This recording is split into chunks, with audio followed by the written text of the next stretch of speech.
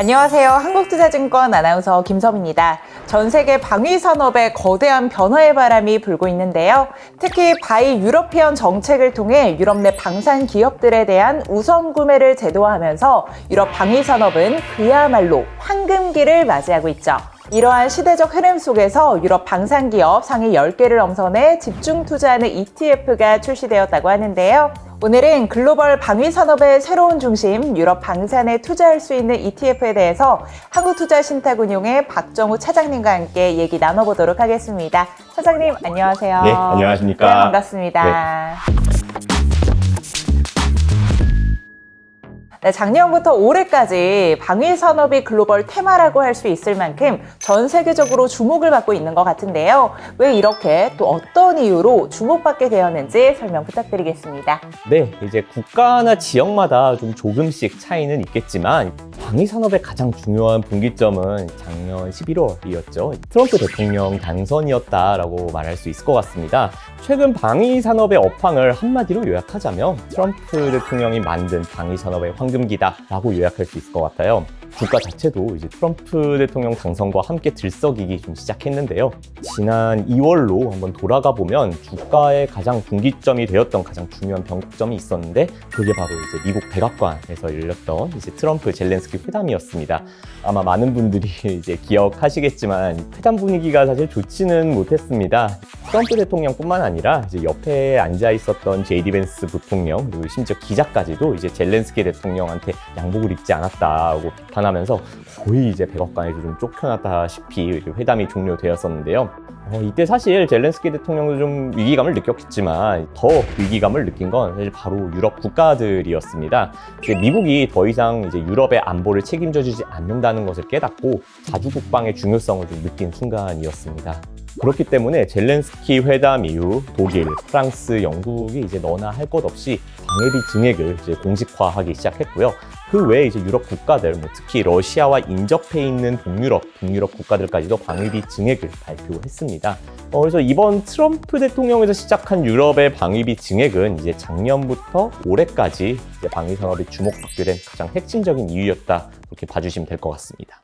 네, 이렇게 전 세계에서 유럽이 방위비를 급격하게 늘렸기 때문에 글로벌 방산 시장에서 유럽 방산이 특히 또 주목을 받고 있는 것 같아요. 이게 맞을까요? 네, 맞습니다. 먼저 조금 설명을 드리자면 방위 산업 자체가 이제 기업과 정부가 이제 계약을 맺는 이제 B2G 산업이기 때문에 정부 예산, 즉 이제 방위비 혹은 이제 군사비가 글로벌 방산 시장의 확장 또는 축소와 좀 연결이 되어 있는데요. 준비한 차트를 보시면 이제 1992년부터 2024년까지의 글로벌 군사비 지출 규모인데요. 2000년부터 추세적으로 증가하고 있는 모습을 보실 수 있습니다. 특히 이제 2022년 겨울전쟁 이후에 2년간은 좀 이제 큰 폭으로 이제 증가하게 되는데요. 여기서 가장 큰 비중으로 증가하는 지역이 바로 여기 파란색인 유럽인 상황입니다. 과거를 보면 이제 글로벌 군사비가 2000년대에는 미국 중동전쟁으로 이제 미국을 필두로 증가하는 추세였고요. 2010년대에는 아무래도 글로벌 금융위기로 인해서 좀 주춤했는데요. 이후에 다시 이제 추세적으로 증가하는 모습을 보이고 있습니다.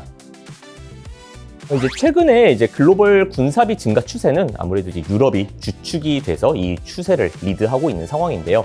그렇기 때문에 이제 유럽 방위 산업이 특히 더 주목받고 있다라고 보시면 될 것 같습니다. 또 다른 이유로는 이제 현실적으로 투자자 입장에서 투자할 수 있는 글로벌 방산 기업을 보면은 미국, 유럽 그리고 한중일 이 정도인데요. 규모로만 보면은 이제 미국, 유럽, 중국 순서입니다. 이 중에서 유럽 방산이 가장 주목받는 이유는 2024년 대비 2029년 예상치로 방위비 증가폭이 가장 큰 지역이 바로 유럽이기 때문입니다. 절대적인 방위비 규모 자체는 미국이 가장 크지만요. 증가율, 즉 성장의 측면에서 보면 유럽이 가장 큰 상황이기 때문에 성장을 좋아하는 이제 투자자분들 입장에서는 유럽을 주목할 수밖에 없는 그런 상황이라고 보시면 될 것 같습니다. 실제로 이제 2024년 대비 2026년 영업이익 증가율 예상치만 봐도 유럽의 대표 방산 기업들이 미국의 방산 기업 대비 높은 수준의 성장이 예상되고 있는 상황입니다. 이제 예상치로 보면은 이제 2026년까지 유럽 방산은 꾸준한 이익 성장과 수익성을 가져가는 모습을 보이고 있어서 주목을 한번 해봐야 될 것 같습니다. 네, 성장이 크게 나오는 지역이 유럽 방위 산업이다. 잘 기억해둬야겠네요. 그런데 제가 알기로는 이 트럼프 취임 1기 때 나토 가입국들에게 방위비를 올리라고 압박을 좀 했었잖아요. 그런데 지난 6월 드디어 나토가 방위비를 GDP 대비 5%까지 증액시키는 걸 합의했더라고요. 이 내용에 대해서도 말씀해 주실 수 있을까요? 네, 맞습니다. 이제 트럼프 대통령은 집권 1기 때 2017에서 18년이었죠. 유럽의 방위비를 올리지 않으면 나토를 탈퇴하겠다고 좀 지속적인 방위비 인상 압박을 해왔었는데요. 이번에도 마찬가지였습니다. 유럽은 안보 무임승차다라고 압박하면서 지속적인 방위비 증액 압박을 가했었는데요. 이 동시에 유럽 내부에서는 지속적으로 러시아 유럽 재침공 가능성의 좀 목소리가 나오고 있는 상황이었는데요. 이런 부분들이 이제 유럽의 자강론, 자주 국방의 중요성으로 이어지면서 마침내 지난 6월이었죠. 트럼프 대통령의 바람대로 나토 가입국들은 방위비를 GDP 대비 5%까지 증액하기로 합의하였습니다. 이게 이제 GDP 5%까지 방위비를 늘린다라고 하면 대략 이제 방위비가 이제 660조 원에서 1,550조 원으로 거의 한 2배 이상 증가하는 건데요. 증가분이 이제 한화로 치면 880조에서 900조 가까이 늘어나는 상황입니다. 큰 숫자이기 때문에 사실은 어느 정도 규모일지 좀 와닿지 않으실 수도 있는데요. 2025년에 이제 올해 글로벌 AI 시장 규모가 약 980조 원으로 예상되고 있습니다. 지금 뭐 사실 전 세계가 AI로 통하고 있고 그리고 또 빅테크들이 뛰어드는 시장인데 이 규모와 이제 비견해 볼 수 있는 수준이니까 대략적인 규모를 가늠해 보실 수 있을 것 같습니다. 아무래도 이제 나토의 방위비 증액은 유럽 방위 산업에 직접적으로 영향을 미치게 될 것으로 전망하고 있고요. 그 외에도 미국 방산이라든지 우리나라의 K 방산 등 낙수 효과로 일부 어느 정도의 수혜가 돌아갈 것으로 보고 있습니다. 네, 직관적으로 나토를 중심으로 유럽 국가들이 방위비를 늘리니까 유럽 방산이 좋을 것 같기는 한데요. 따로 특별히 유럽 방산에 더 주목하는 이유가 있을까요? 네, 이제 유럽 방산은 이제 특별히 더 그런 이유가 있는데요. 유럽은 이제 유럽 내에서 유럽 국가들끼리 무기를 사고 팔고 할 수 있게 정책적, 제도적으로 좀 장치를 마련해 놨습니다. 한 번쯤 뭐 뉴스에서 들어보셨을 수도 있는데요. 이제 바이 유러피안 정책입니다. 결론부터 좀 말씀드리자면 이제 이 바이 유러피안 정책은 유럽의 방위비 증액이 이제 유럽 방산 기업들에게 직접적인 수혜가 될 수 있게 하는 결정적인 이유라고 할 수 있습니다. 이제 이 정책은 이제 유럽 국가들이 방산 무기나 장비를 구매할 때 유럽에서 생산한 무기들을 우선적으로 구매하자는 취지의 정책인데요. 이 내부 조달 목표를 2030년까지 50% 그리고 2035년까지 60%를 타겟으로 하고 있어서 향후 절반 이상의 무기를 이제 유럽 내에서 구매하도록 유도하고 있습니다. 동시에 그리고 이제 완제품 원가의 65% 이상을 이제 유럽 국가 부품을 사용하고 유럽 내 밸류 체인들을 활용하도록 하는 내용도 같이 들어가 있어서요. 이 외에도 이제 무기를 살 때 이제 여러 나라들이 함께 구매하는 유럽 공동 조달 체계나 그리고 이제 예산 담보 대출 등의 정책들을 통해 유럽 방위 산업을 이제 육성시키려는 목적도 갖고 있습니다. 바이 유러피안 정책을 필두로 이제 다양한 제도적, 정책적 장치들은 유럽 방산 기업들에 대한 이제 우대 조치다라고 봐도 되는 상황이고요. 실제로 라인메탈은 이제 미국산 의존도를 줄이고 독일 내에 자국 생산 라인에 집중 투자해서 공장을 증설하고 있기도 하고요. 또 동시에 탄약 공동 조달에서 확실한 수혜를 누리고 있습니다. 그리고 또 이제 영국의 BAE 시스템 역시 이제 유럽의 공동 조달 프로젝트인데요. 이제 유럽 내 우선권을 확보해서 미국 록히드 마틴 대비해서 뚜렷한 이점을 확보하였습니다. 그 외에도 이제 프랑스의 탈레스나 이탈리아의 레오나르도도 이제 정책적 수혜를 입고 있는 대표적인 유럽 방산 기업입니다. 네, 이런 정책적인 부분들이나 제도화된 부분들은 확실히 유럽 방위 산업의 수혜가 될 수 있을 것 같습니다. 그런데 유럽이 방위비를 이렇게 급격하게 또 전격적으로 큰 규모로 늘린 가장 큰 근본적인 이유는 뭘까요? 네, 뭐 예상하시겠지만 이제 아무래도 가장 큰 이유는 역시 러시아 때문입니다. 저희는 이제 지구 반대편에서 좀 못 느끼고 있지만요. 이제 유럽 현지 보도나 언론 기사들을 보면 유럽은 러시아 재침공을 굉장히 진지하고 좀 심각하게 우려하고 있는 상황입니다. 그냥 그럴 것 같다, 뭐 이 정도가 아니라요. 이제 유럽의 군사 전문가라든지 이제 공식화된 정부 기관에 이제 속해 있는 전문가들이 러시아의 재침공 시기를 예상하고 있는데요. 대표적으로 독일의 싱크탱크 그리고 이제 덴마크의 정보국 같은 기관들이 이제 여기에 해당됩니다. 동시에 이제 영국의 언론들은 이제 러시아가 향후 어떤 경로로 유럽에 침공할지 재침공 시나리오를 구상해보고 보도하고 있는 상황인데요. 짧게는 3에서 5년, 그리고 또 길게는 10년 이후 재침공할 것으로 예상하고 있습니다. 심지어 이제 독일은 이제 모병제에서 이제 징병제로 전환하는 모습이고요. 그리고 이제 덴마크는 징병 대상자에 여성을 포함시키기로 했으니 어느 정도 이런 걸로 좀 심각한지 체감해 보실 수 있을 것 같습니다. 그리고 이제 과거로 좀 돌아가 보면은 러시아는 이제 2008년 조지아 침공, 2014년 크림반도 침공, 그리고 이제 2022년 러우 전쟁까지 침공을 좀 지속해온 이력이 있기 때문에요. 그래서 러시아의 재침공을 우려하는 것도 사실은 좀 이상한 일은 아닐 것 같습니다. 모병제에서 징병제로 바꾸는 것도 큰 변화인데 이렇게 여성 징병은 유럽 현지에서는 진짜 어느 정도로 러시아 재침공을 심각하게 다루고 있는지를 잘 알 수 있는 것 같아요.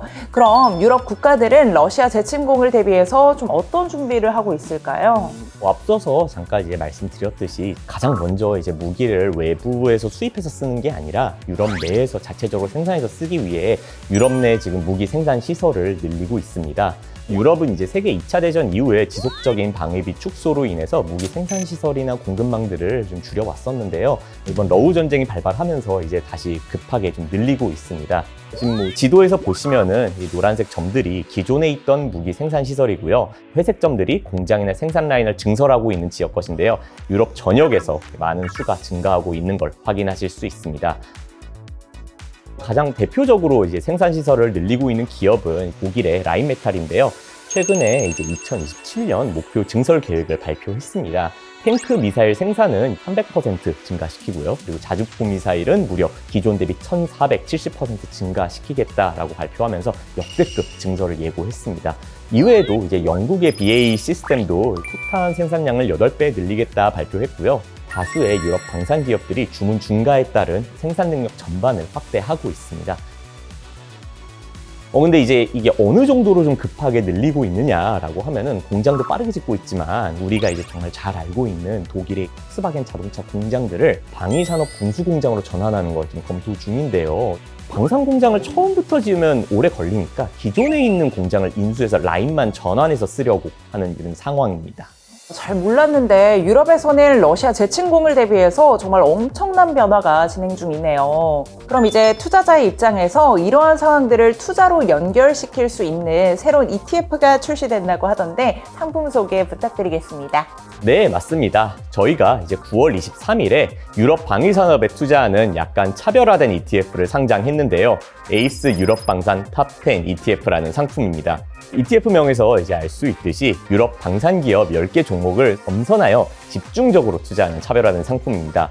방위산업 특성상 방위산업 딱 한 가지 사업만 하는 기업들은 이제 사실 많지 않은데요. 보통 항공이나 우주, 그리고 인공위성과 같은 사업들을 같이 영위하고 있습니다. 그래서 저희는 이제 방위산업의 매출 비중이 일정 수준 이상인 기업들을 선별하고 그리고 향후 12개월 예상 매출 성장률까지 반영해서 종목들을 엄선하였고요. 여기에 이제 방위산업의 수요 확대 국면에서 매출과 영업이익 성장 그리고 기업의 성장을 온전하게 가져갈 수 있는 포트폴리오를 구성하였습니다. 방위산업을 하긴 하지만 매출 비중이 일정 수준 이하인 기업들은 저희가 과감하게 배제시켰습니다. 구체적으로 구성 종목을 좀 말씀드리자면은 독일의 라인메탈, 그리고 영국의 BAE 시스템즈, 프랑스의 탈레스, 스웨덴의 사보와 노르웨이의 콩스버그 등 유럽을 대표하는 방산기업 10개로 구성하였습니다. 10종목의 이제 평균 방산 매출 비중이 약 73%이기 때문에 방위산업의 순도 높게 노출된 포트폴리오이고 향후 방위산업 호황이 지속될수록 이 비중은 더욱 커질 것으로 보고 있습니다. 네, 말씀 잘 들었습니다. 자, 마지막으로 투자자분들에게 전하고 싶은 말씀 있으실까요? 끝으로 좀 한 말씀 드리자면 최근에 이제 중국 전승절 행사에서 중국 시진핑 주석이 옆에 있는 푸틴과 김정은을 이제 세워두고 인류는 지금 평화냐 전쟁이냐 제로섬 게임에 직면해 있다고 하면서 일종의 좀 경고 메시지를 날렸습니다. 한편으로 미국에서는 이제 방어 성격의 국방부의 이름을 전쟁부로 바꾸기도 했고요. 저는 이제 이 두 가지 사례를 보면서 간접적으로 방위 산업의 중장기적 방향성이 어느 정도 정해졌다라고 좀 생각이 들었습니다. 그렇기 때문에 저는 개인적으로 적어도 트럼프 시대에는 계좌 포트폴리오에 방위 산업은 일정 비중 투자를 좀 고려해 보시라 그렇게 좀 말씀드리고 있습니다. 오늘 중점적으로 이제 말씀드린 유럽 방산도 그렇고 미국이나 한국 방산 모두 글로벌 방위 산업 전체 파이가 커지고 있는 상황이기도 하고요. 시대의 흐름이 평화의 시대에서 이제 각자 도생의 시대로 변화하고 있는 상황이기 때문에 글로벌 방위비 증액의 중심에 있는 유럽 방산을 좀 한번 주목해 봐주셨으면 합니다. 네, 차장님 말씀 잘 들었습니다. 그러면 저희 마무리 인사 한번 해볼까요? 네.